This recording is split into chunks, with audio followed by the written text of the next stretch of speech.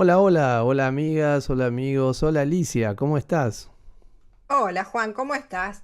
Muy bien, acá empezando un nuevo programa de diálogos, este panorama internacional de arte y literatura. Y me encantaría escuchar el sumario que tenemos para hoy.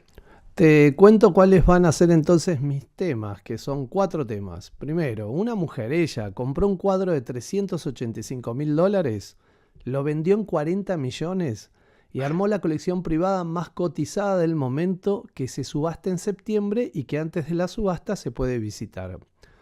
El museo más grande que puede haberse imaginado en homenaje a un director de cine, un museo de otra galaxia. Las texturas y los aromas de la campiña británica invaden otro museo, el Museo de Edimburgo. Y mi cuarto tema es que reconstruyen y pusieron en valor y ya se puede visitar uno de los murales de uno de los artistas modernos más importantes de Bolivia. Así que estos son mis cuatro temas, quiero escuchar cuáles van a ser los tuyos. Mira, traje hoy tres temas sobre literatura, pero me parece que van a ser súper interesantes para la audiencia. El primero, un Ay, ni fenómeno idea. editorial de lectura.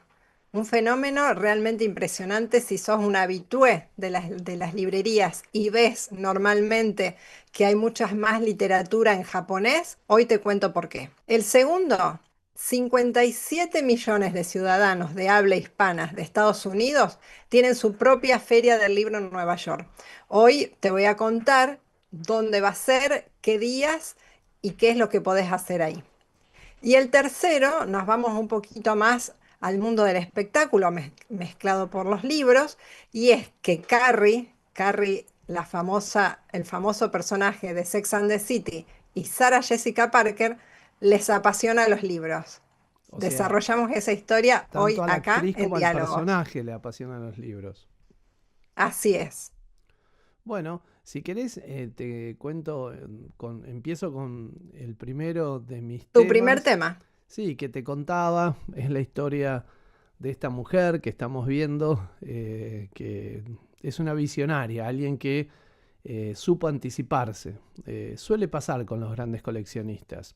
Pero ¿qué pasa? Ellos eran una pareja, ambos han muerto, entonces Sotheby's, que es una de las casas de remates más importantes del mundo, está anunciando una subasta que celebra la visión y el legado de esta coleccionista que, como te decía recién, sin duda fue una de las más importantes de los últimos tiempos, Paulina Cárpidas, bajo el título de Paulina Cárpidas The London Collection.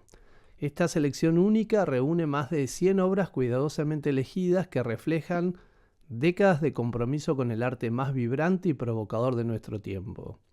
Paulina Cárpidas proviene de un origen modesto en Manchester, Inglaterra, pero se mudó a Atenas, en Grecia, donde abrió una boutique de ropa y allí conoció y se casó con Constantinos, a quien llamaban Dino Cárpidas, un empresario naviero de origen griego. Su fortuna se basa en gran parte en la valiosa colección de arte que ella y su difunto marido acumularon a lo largo de décadas. Porque, ¿cómo iniciaron? Iniciaron así. En 1986 compraron esta obra que estamos viendo en $385.000 de Andy Warhol, 200 billetes de $1, se llama la obra, y la vendieron por 100 veces el valor que la compraron. ¿No? Un poquito más incluso porque superó la línea de los 40 millones de dólares. En los últimos años se ha vendido parte de su colección en subastas por decenas de millones de dólares. Su colección estaba dividida en dos partes, ¿no? La colección de Grecia y la colección de la casa en Londres. Lo que se ha vendido es la colección de la casa en Grecia y ahora lo que está por subastarse es la colección de la casa de Londres. Y desde esa casa ubicada en Hydra, en Grecia, y su residencia en Londres fue que ella se transformó en una figura clave en la escena artística internacional, conocida por su apoyo temprano a artistas que luego se volvieron fundamentales en la historia del arte contemporáneo. La subasta que se anuncia incluye obras de artistas británicos y norteamericanos que exploran el cuerpo, la política, la cultura pop y la condición humana con una mirada irreverente y profundamente personal. Esculturas, pinturas, instalaciones y objetos que son mucho más que arte, son un testimonio de una sensibilidad única, de una pasión de un coleccionista, de una coleccionista comprometida con su tiempo. La subasta de Paulina Cárpidas de London Collection se realizará en la Casa Sotheby's y no solo celebra el ojo visionario de una de las grandes coleccionistas del arte contemporáneo, sino que también reúne algunas de las obras más conocidas del siglo XX.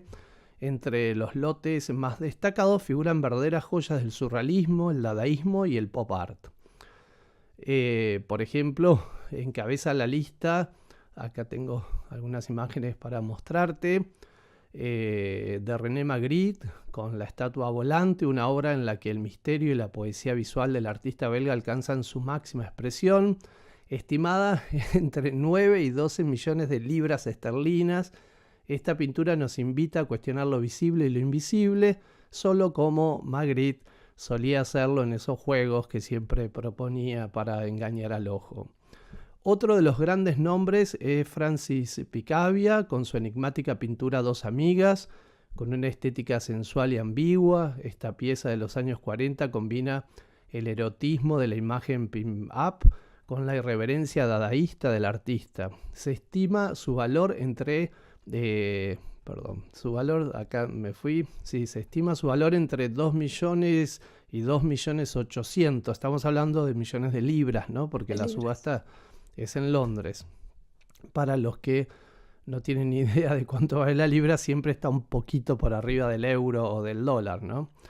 Y el pop art también dice presente con una obra de Andy Warhol que es muy particular porque es una reinterpretación del Grito, la icónica imagen de Edvard Munch. Esta obra, titulada El grito después de Munch, fue realizada en los años 80 y captura a la perfección el diálogo entre modernidad, reproducción y la angustia propia del arte contemporáneo.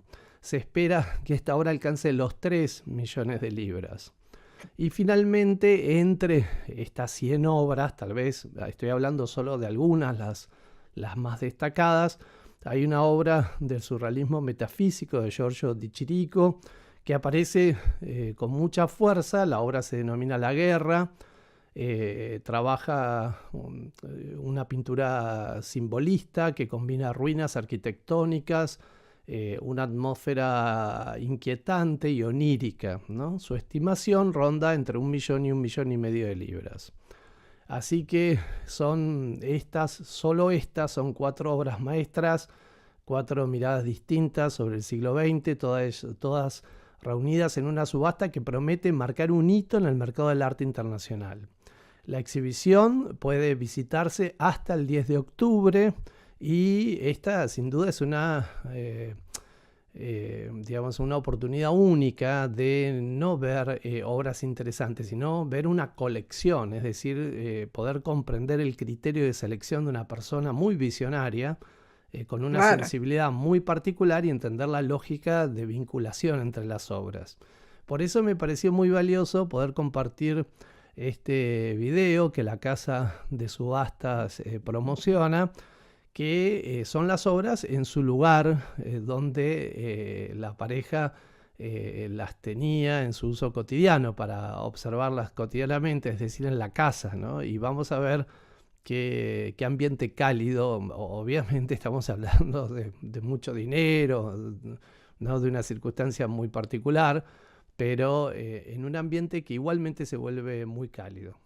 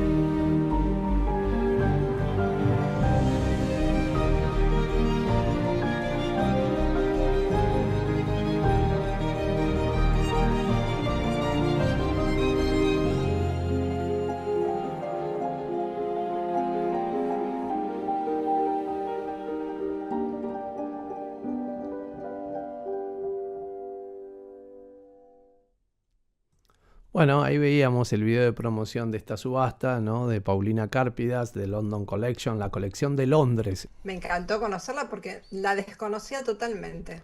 Así traigo esta noticia porque cuando la leí, cuando me enteré, me llamó la atención porque yo venía viendo esta realidad y no entendía muy bien porque no es mi ámbito de lectura, así que decidí traerla hoy acá.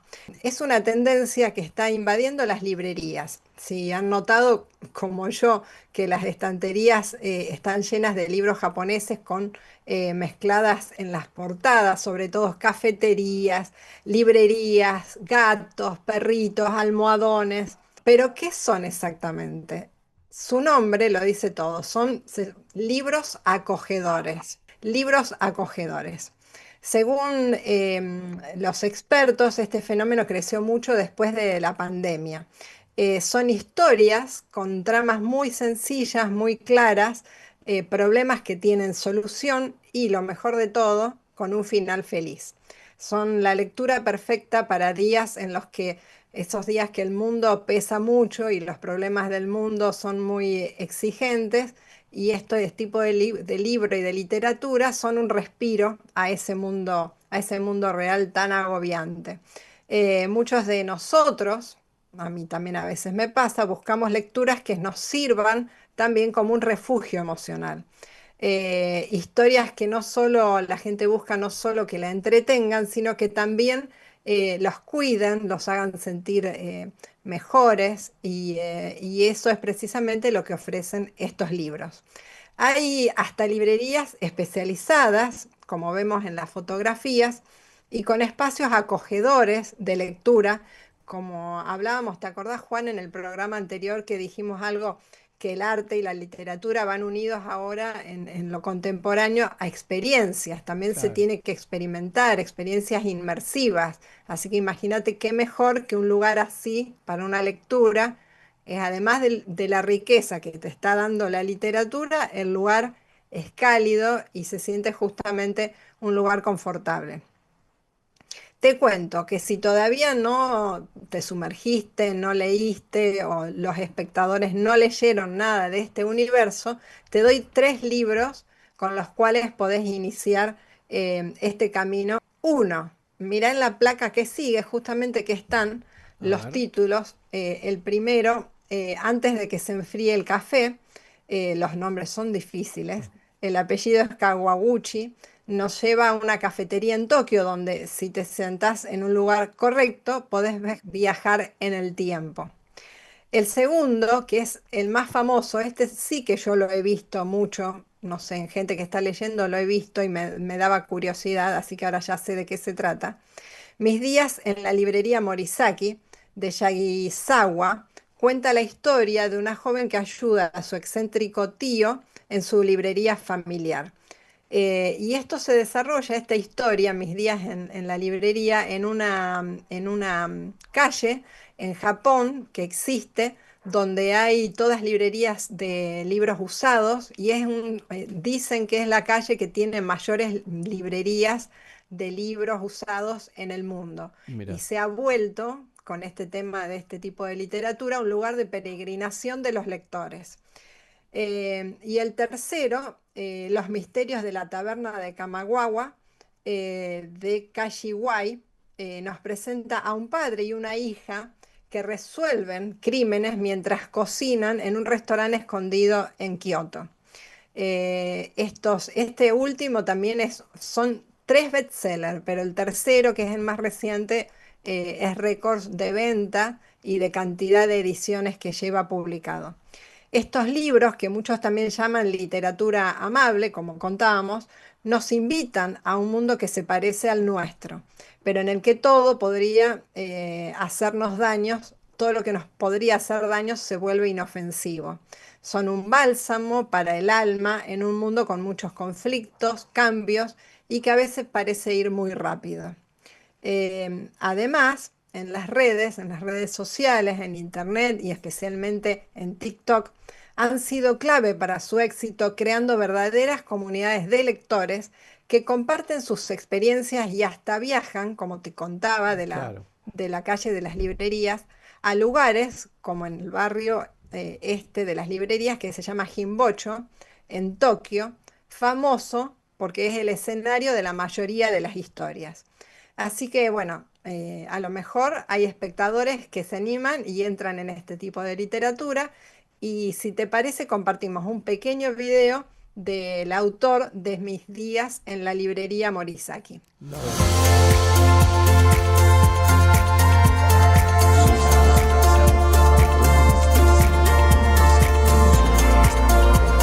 Hola, soy Satoshi Yagisawa, autor de Mis días en la librería Morisaki. Me emociona que esta obra vea la luz y llegue a tanta gente en todo el mundo. La historia sigue la evolución de una mujer que se instala en una librería de Jimbocho, conocido como el mejor barrio de librerías de segunda mano del mundo. Herida y sin esperanza, recupera poco a poco la confianza en sí misma al sentirse reconfortada por el ambiente del barrio, sus gentes y calles. Soy un enamorado de Jimbocho. Pensé que sería divertido vivir en este barrio, y así nació la idea de esta obra. Espero que puedas sentirte identificado y en sosiego con este libro, y espero que disfrutes Bueno, con su muy lectura. interesante, ¿no? Gracias por leerme. Muy Muy interesante. interesante. Vamos al próximo tema tuyo. Es un tema más exaltado, así que es muy interesante para no ir de este mundo más armónico y de paz interior, digamos. Bueno, este no, este es un tema bien espectacular. Yo diría, probablemente se convierta en el museo de artes visuales más espectacular del mundo, porque nada más y nada menos que estamos hablando de el Lucas Museum of Narrative Art. Es decir, eh, yo voy a ir poniendo el video mientras, porque no tiene sonido, pero para que se vaya observando el proyecto que está en plena construcción. Es el nuevo museo fundado nada más y nada menos que por George Lucas y su esposa Melody Hobson, y abrirá sus puertas en el año 2026 en Los Ángeles, en California, el año que viene. Está ubicado en Exposition Park, junto al Coliseo Memorial y muy cerca del Museo de Historia Natural y del Centro de Ciencias de California. Este museo ocupará un edificio que estamos viendo imponente, aproximadamente 28.000 metros cuadrados, con más de 9.000 metros dedicados exclusivamente a distintas galerías de arte. El diseño del edificio ha sido concebido por el arquitecto Ma Johnson y su firma Mad Architects, con formas fluidas y futuristas. Como estamos viendo, el museo se presenta como una estructura escultórica que parece flotar sobre el terreno. Estará rodeado de un parque público de 11 acres con jardines, senderos peatonales, un anfiteatro al aire libre, una fuente en cascada y más de 200 árboles que transformarán lo que antes era un estacionamiento en un espacio verde accesible para todo el público. Pero, ¿por qué se lo llama Museo de Arte Narrativo? Y eso me llamó mucho la atención, porque además es algo que se diferencia en este mundo del arte contemporáneo, donde un poco se alejó el arte contemporáneo de lo narrativo, ¿no? Y bueno, es porque la misión de este museo es celebrar el poder de contar historias a través de las imágenes. El museo va a reunir pinturas, ilustraciones, cómics, fotografías, escenografías, objetos artísticos, objetos de cultura visual que relatan historias y transmiten valores y reflejan diferentes identidades culturales. Ahí tengo unas placas que muestran parte de la colección, ¿no? También contará con cómics históricos como Flash Gordon, Peanuts, Iron Man y Black Panther, y una importante sección dedicada a la historia del cine afroamericano, con afiches, fotografías y materiales de archivo. Tengo en particular 3 obras. 2 de ellas son las que tal vez sean las obras más destacadas que va a tener el museo en términos de artes visuales, ¿no? La primera es una pintura norteamericana muy reconocida para los norteamericanos, ¿no? George Washington Carver, Crossing the Delaware, ¿no? Cruzando el río. Y el propio título de la obra dice una página en la historia de los textos de historia norteamericana, ¿no? La pintura es de 1975, es de Robert Colescott. Y también tenemos Shackleton's Barbershops, que estamos viendo a la izquierda arriba, de Norman Rockwell, una de las obras más queridas del arte norteamericano que captura una escena cotidiana cargada de humanidad, detalle narrativo y profundidad emocional. Rockwell es uno de los pilares de la colección.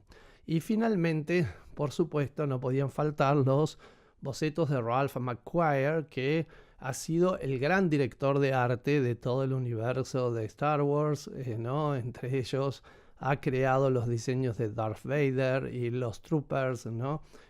Así que el museo, por supuesto, va a incursionar en el mundo visual de George Lucas, pero no, digamos, no se va a limitar a esto.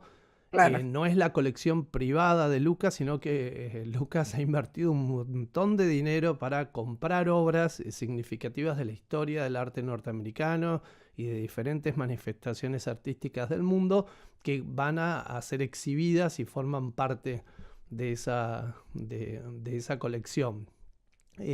Como vimos, incluso el propio edificio se convierte en una obra ya que a uno le genera interés el poder recorrerla y el poder conocerlo. Así que Sí, totalmente. Además, el edificio me hizo acordar mucho a las naves, ¿no? De la Guerra de las Galaxias. claro, Tiene algo de eso. sin duda hay algo orgánico, algo que, ¿no? que remite al universo de Lucas, que no podía ser de otra forma, ¿no? Exacto. Sí, y dos ideas, ¿no? Una, la importancia de aquellas personas que le fue bien y que dejan un legado, ¿no? Porque eso es muy significativo. Este museo ahí va a estar y eso siempre es importante, ¿no? Y por otra parte, esta vuelta a lo narrativo, ¿no? Cuando el arte contemporáneo en cierta manera se encripta en una cosa más compleja, más difícil de atraer al público. Este museo sin duda va a ser muy agradecido por el gran público porque son todas obras de lectura comprensible, digamos, ¿no? Y no Claro. exigen un entrenamiento más complejo en el ojo, en la mirada para poder reconocer su valor. Así que Me encantó conocer la noticia de Lucas, a quien admiramos tanto, ¿no? sí, Eh, con quien nos hemos así- criado, ¿no? exacto, Yo toda una generación. particularmente, Los Ángeles no es una ciudad que a uno, digamos, que particularmente su geografía, las cosas que... no es una ciudad que uno pondría en los primeros destinos, por lo menos particularmente me pasa a mí. Digamos, pero bueno, ahora con el Museo de Lucas probablemente puede que suba unos puntos en la Hay calificación, ¿no? un súper motivo para ir a visitarla. Claro. Y mira, si querés nos vamos de la costa oeste a la costa este de Estados Unidos. Esta información que traigo es para quienes viven o van a viajar a la Gran Manzana, a Nueva York, en el mes de octubre. Se viene una de las citas literarias más importantes del año, que es la séptima Feria Internacional del Libro en Español de la ciudad de Nueva York. Se realizará este año del 22 al 26 de octubre. Porque no sé si sabían, pero en Estados Unidos hay más de 57 millones de hispanohablantes. Por eso la Feria Internacional del Libro de Nueva York es una iniciativa clave para celebrar y dar visibilidad a la literatura en español. Es un espacio de encuentro que reúne escritores, editores, bibliotecarios y, por supuesto, al público en general. Está abierta, mira, si pasamos a la siguiente placa, está abierta la convocatoria todavía para las presentaciones de libros hasta el 15 de agosto. Como siempre, abajo en las descripciones del programa vamos a dejar el links por si alguien se quiere postular. La feria fue fundada en 2019 por el doctor José Higuera López y se ha convertido en uno de los eventos culturales en español más interesantes de la ciudad. A lo largo de sus ediciones, esta es la séptima, han congregado a más de 460 escritores de 13 países diferentes. Lo mejor de todo de esta feria es que es plural, dinámica, inclusiva, lo que permite a los asistentes viajar a través de los distintos acentos del español y estéticas de los títulos más recientes. Y un dato muy importante también es que todas las actividades son de carácter gratuito. El doctor Higuera López, que fue el que creó esta feria, además de ser el fundador, es el director del Instituto de Estudios Mexicanos de la Universidad de Nueva York y un gran impulsor de la difusión de la literatura y la cultura en español en Estados Unidos. Si te parece, vamos a ver un muy pequeño video donde lo vamos a escuchar a él contarlo en primera persona. La Feria del Libro de la Ciudad de Nueva York, la Feria Internacional del Libro de la Ciudad de Nueva York, la fundé en el 2019 y nace precisamente antes, en lo que es la iniciativa de oportunidades educativas, teníamos los veranos lecturas para niños en español y lo hacíamos en el parque, por ejemplo en Sunset Park o aquí en Lehman College, y me di cuenta que había un interés muy grande por las madres de familia de enseñarles a sus hijos el español. Y esas lecturas entonces ahí empezó la incepción de decir, no, necesitamos hacer algo, ¿no? En el 2019 fundó la feria, pero es más que nada dar este espacio al español que se habla aquí en Nueva York, en Estados Unidos, y ser este punto de convergencia, ¿no? De lo que está pasando en América Latina, el Caribe, España, y esta conversación con Nueva York.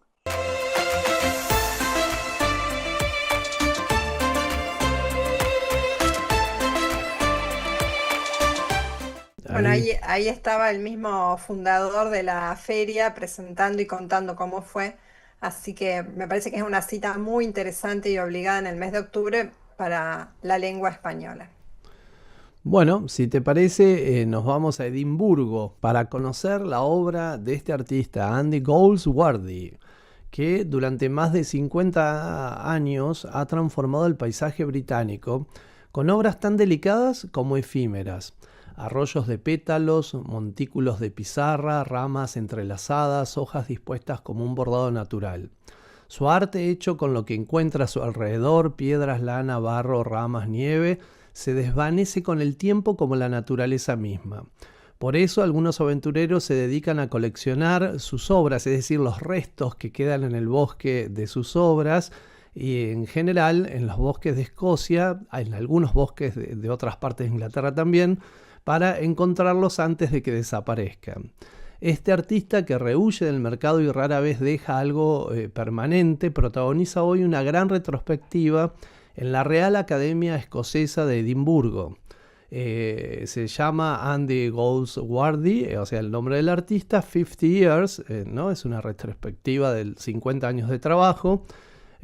Una exposición que celebra su vínculo íntimo con la tierra y la fugacidad del arte, y lo hace de una manera exponencial, es decir, a lo grande, ¿no? Los visitantes ingresan por, tengo acá la otra imagen, ingresan por una escalera cubierta de vellones de oveja, tan significativa la lana para la cultura escocesa, ¿no? Cocidos con espinas, son vellones de ovejas cocidos con espinas que desprenden un aroma a invierno húmedo. En la galería central, una maraña de ramas oscuras forma un túnel encantado. En otra sala, miles de juncos colgados del techo forman una cabaña de luz, como si la naturaleza se convirtiera en un órgano barroco. Y hay más, una serpiente monumental hecha de distintos elementos también encontrados en el bosque y naturales, una trenza. Este es imponente, no tengo acá la imagen para mostrar, pero vamos a ver un poquito en un video que vamos a ver a continuación, como una pared de alambre de púa que se extiende entre dos columnas del museo, que evoca los límites de la propiedad rural, ¿no? La llegada de la propiedad privada y también esta necesidad de los animales que no se vayan de una propiedad a la otra. Discos de barro pintados por ovejas que pisotean la tierra húmeda mientras se alimentan, por ejemplo, son elementos con los que Goldsworthy construye su obra. La muestra también exhibe fotografías de sus intervenciones históricas, de las más relevantes, troncos rayados con lana, dedaleras cruzando un claro, ramas lanzadas al aire como pinceladas salvajes, instantáneas de un arte que no puede comprarse, sino que debe vivirse. Los aromas de estos elementos naturales extraídos del bosque son muy interesantes y invaden las salas del museo. The work is the oak branches, but it's on an oak floor. and the floor is very much part of the work.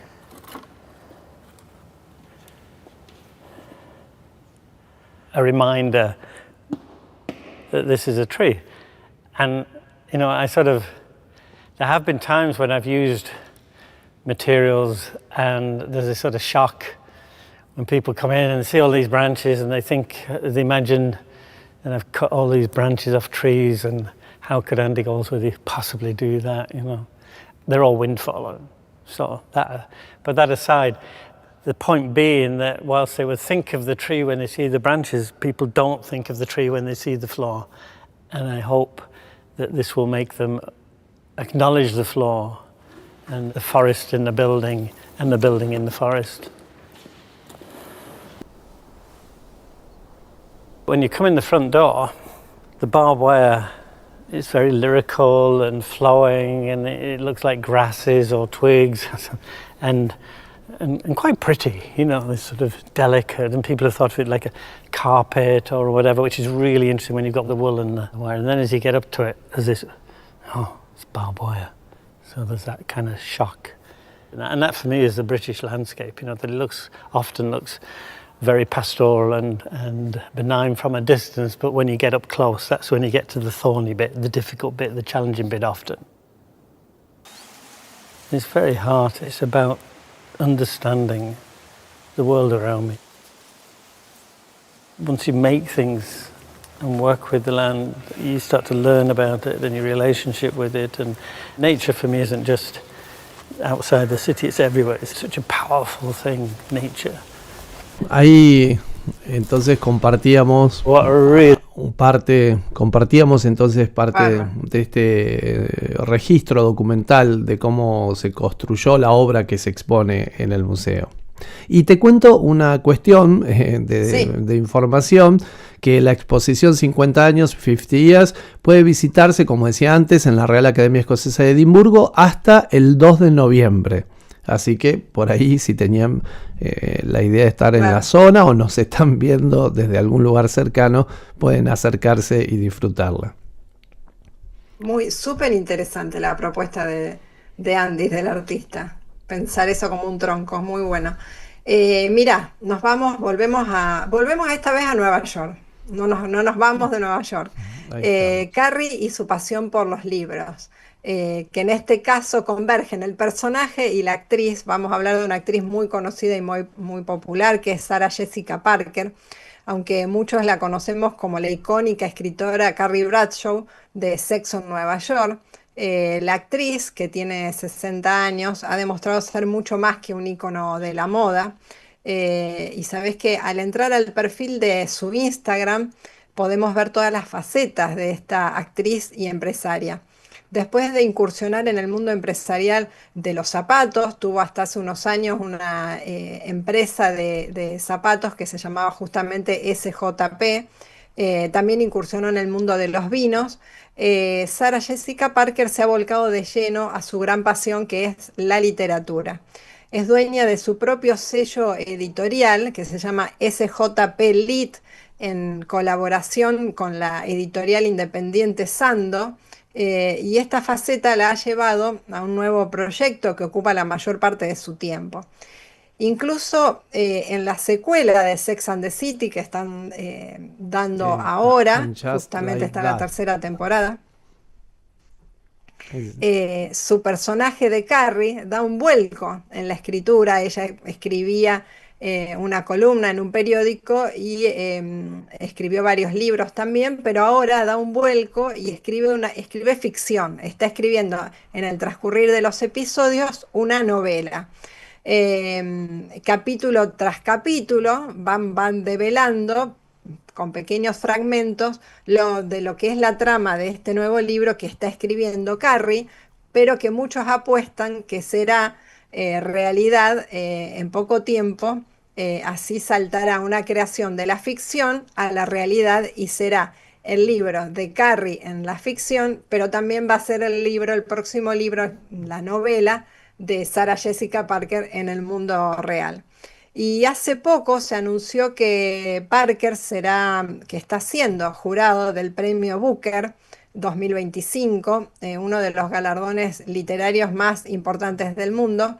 Y en una entrevista justamente con el New York Times admitió que es una oportunidad muy intimidante para ella, pero también emocionante, porque no tiene un título universitario, pero bueno, todo ha dado para que ella sea miembro de ese jurado.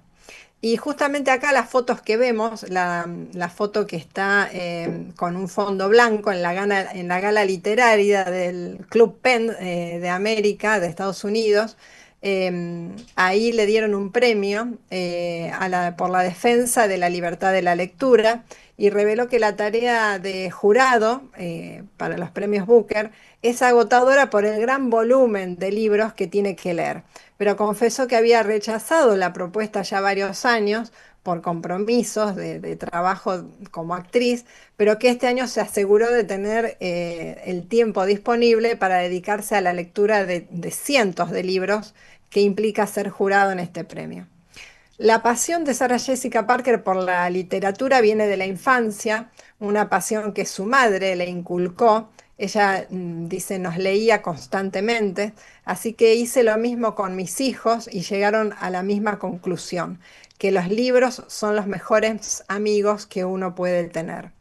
En su discurso al recibir el premio, Parker se mostró furiosa por la creciente censura de libros que existe en Estados Unidos, afirmando que censurar un libro es limitar la imaginación, la curiosidad, la conexión, la empatía y la inspiración.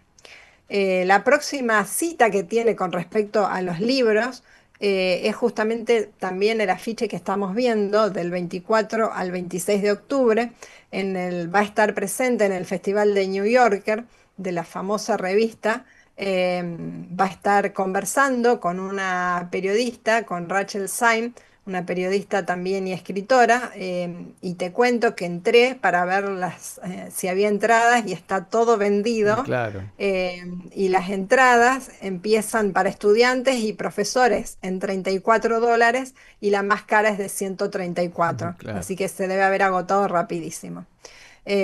Así que ahora, bueno, ya Sarah Jessica Parker enfrenta este reto de leer, son más de 300 libros que tiene que leer para el premio Booker. Para el próximo 10 de noviembre van a dar cuando se dé el ganador. Sin duda un rol que va mucho más allá de los zapatos de tacón y los cócteles que muestran en sus series y que demuestra su profundo compromiso con el mundo de las letras y de los libros. Y justamente si querés vemos un video donde es ella misma la que cuenta su relación con la literatura. Lo vemos. Reading has been important for me for lots of different reasons at different times, and I can't go through the sort of laundry list of all the occasions, but I will say that probably more than anything else, because I've lived a life of travel and inconsistency of home and job, because my work is unpredictable and it changes all the time and requires me to be all over the place at strange hours of the day and strange places, that I think books have been my true constant in my life and my true constant companion. And I think I've come to rely on them kind of as a source of focus and comfort and even a sort of sense of security, that it's a thing that I have no matter what, wherever I am, and it can be a touchstone to take me home, or it can take me away from where I don't want to be, maybe. So that's, in some kind of general way, the way books have been important. Ahí veíamos la opinión, ¿no?, de Sarah Jessica Parker acerca de su relación con los libros. El programa anterior hablábamos de un futbolista que era también un gran lector y un influencer. También creo que ella, con toda su influencia, también es bueno que la literatura tenga estos fans y se divulgue. Sí, Así sin que duda. nos vamos nuevamente a la pintura. Nos vamos nuevamente a la pintura, venimos más cerca, ¿no?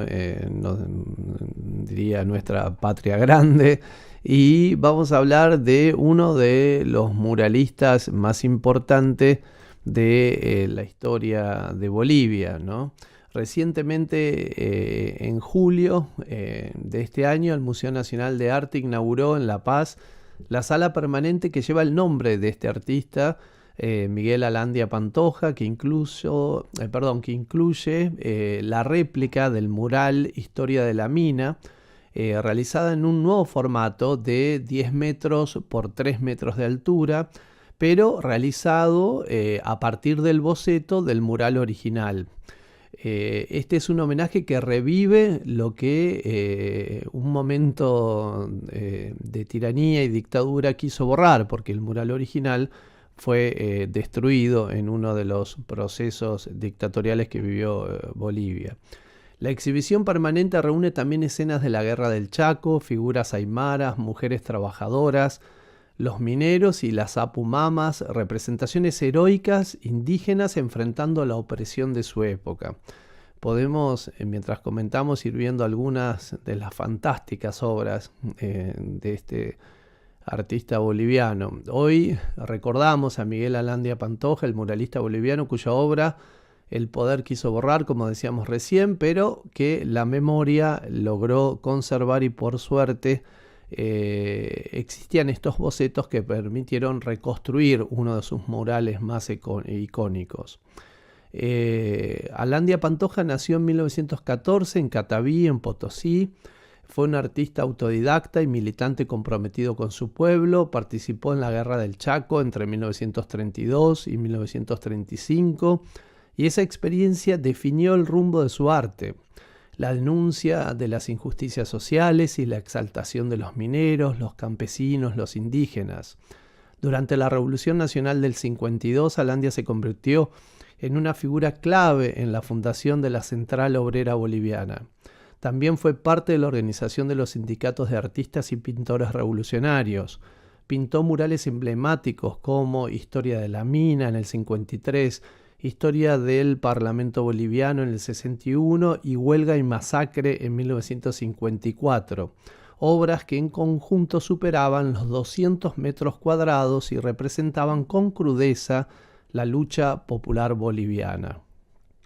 Podemos, en particular, esta obra de la izquierda que fue exhibida en la Bienal de Venecia, es una de sus obras más recordadas. En 1965 la dictadura de René Barrientos desató una persecución cultural y destruyó a golpes de picota todos los murales instalados en el Palacio Quemado y otros edificios oficiales. Esta fue una forma violenta de silenciar el mensaje del artista. Desde el exilio en Lima, donde finalmente murió en 1975, Alandia continuó denunciando esa censura mediante cartas a artistas e intelectuales latinoamericanos. Entre sus contactos estaban figuras como Diego Rivera y David Alfaro Siqueiros, quienes se solidarizaron con su causa. Fue conocido como el pintor de la revolución por usar su pincel como arma de justicia social.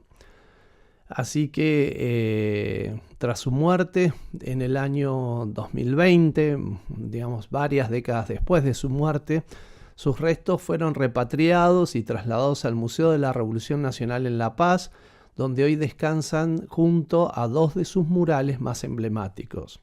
En el 2024, la Fundación Cultural del Banco Central de Bolivia adquirió una colección de más de 150 obras, bocetos, correspondencia y recortes periodísticos del artista que quedaron bajo custodia del museo. Poco después, esa documentación fue reconocida por la UNESCO como parte del programa Memoria del Mundo para América Latina y el Caribe, destacando su valor histórico y cultural. La historia de Miguel Alandia Pantoja es la historia de un artista que convirtió su pincel en voz del pueblo, que enfrentó la censura y fue silenciado, pero cuya obra, lejos de morir, se convirtió en símbolo de resistencia y memoria. Su legado, hoy por suerte, nuevamente brilla en Bolivia y para toda Latinoamérica, testimonio de que el verdadero arte no se puede callar. Si te parece, tengo un pequeño video.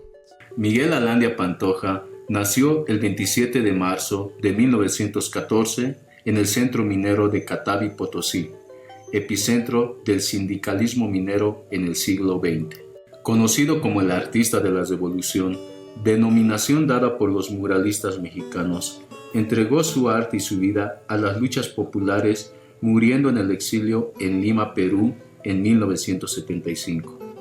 Exhibió la memoria social de nuestro país a través de sus obras de caballete en exposiciones en Checoslovaquia, Rusia, México, Austria, Ecuador, Perú y muchos otros.